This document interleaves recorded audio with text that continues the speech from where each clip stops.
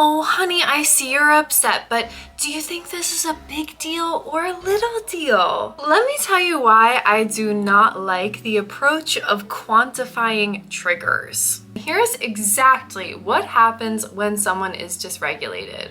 The frontal lobe, our ability to make logical choices and to problem solve, gets turned temporarily off so that our emotional and survival brains can communicate faster to each other. So asking someone to quantify their stress and think logically when the part of their brain that's able to do that is turned off will not work.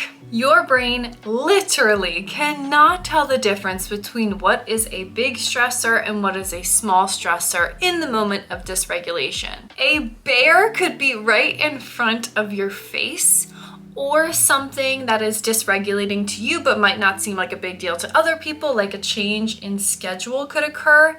And the same thing would happen in the brain for both of these situations. Smart brain goes temporarily offline, so the emotional and survival brain can take all the energy to communicate with each other. We have to regulate that person through stimulating senses, stimulating certain nerves or the parasympathetic nervous system in order to take energy away from the emotional and survival brains and give the smart brain a fighting chance of staying on. The kicker is that regulating a person might take 5 minutes, might take 5 hours, might take 5 days. Neurodivergent people have commonly found themselves not being able to process how they were feeling in moments until days later. So that person might be in fight, flight, freeze, or fawn response for days. Only after they have become regulated and they're able to think back logically on what happened